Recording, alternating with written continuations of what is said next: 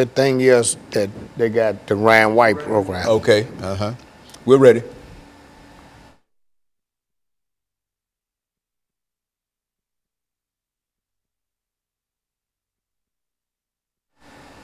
Thank you and welcome back to the second segment of the show for today.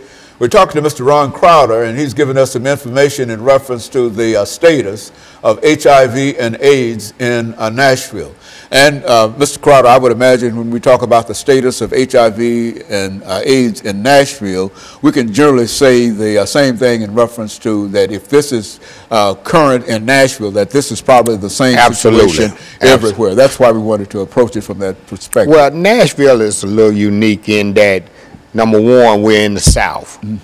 Right now, it's approximately 21,000 people living with HIV in the city. About 200 people get infected each year. While HIV in Nashville is down by approximately 30%, and it has been over the last 4 or 5 years. We still are the 22nd city, number 22 in the United States with the highest HIV rate. And that's due to poverty, being in the South, lack of education, lack of appropriate health care. That's a lot of many reasons. Drug use. And drug use is a good segue for what I need to say now. Right now, although needle exchange is not legal in Nashville, we know that needle exchange reduce HIV rates in the injection drug use population. So street works, you know, we just had to be proactive on that front. So we do provide sterile syringes for people who are actively using. While we don't condone drug use, we do know that they're going to use drugs whether they have clean needles or not. So in order to reduce HIV infection rates, we provide sterile syringes for people who are actively using, but we also offer them information and try to help them move to get into drug treatment. And we do that. Also the same thing with hepatitis C. We have probably 50 or 60% hepatitis C positivity rate in our testing. Now, what do you mean when you say HIV and this, you've got another disease that hepatitis C. Hepatitis C. Now, what is that all about? Hepatitis C is a disease that affects the liver.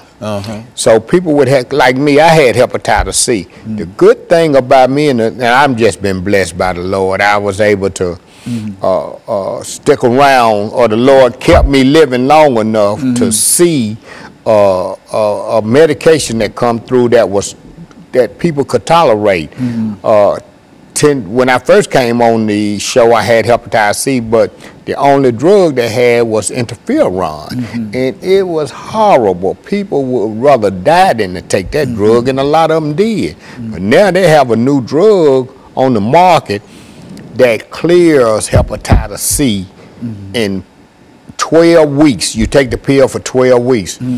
Granted, I'm still blessed because I'm a veteran, but the pill cost, that 12-week supply of that drug cost $96,000. But because I'm a veteran, I was able to get it. And a lot of people is able to get it too. One way or the other. But there's still several people that drug is out of range for them. But thank God that I'm cured of hepatitis C. A lot of my friends died with hepatitis C because they had cirrhosis of the liver.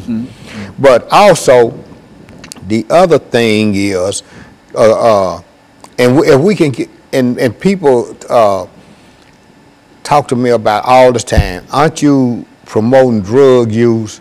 And I say, look, no, we're not promoting drug use because we give away clean syringes. They're going to use drugs anyway. One way or the other. Whether they have to use a sterile syringe or whether they share a syringe with somebody else, they're going to shoot the dope. And my job is to keep them healthy, long enough that I can get them the help that they need through drug treatment. And so that's why we do needle exchange. The other thing,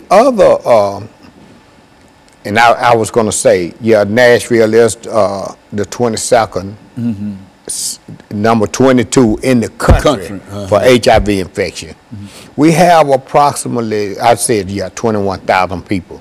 The other thing was the reason we can see the end of AIDS is because they have a new intervention called PrEP, P-R-E-P, and that's pre-exposure prophylaxis.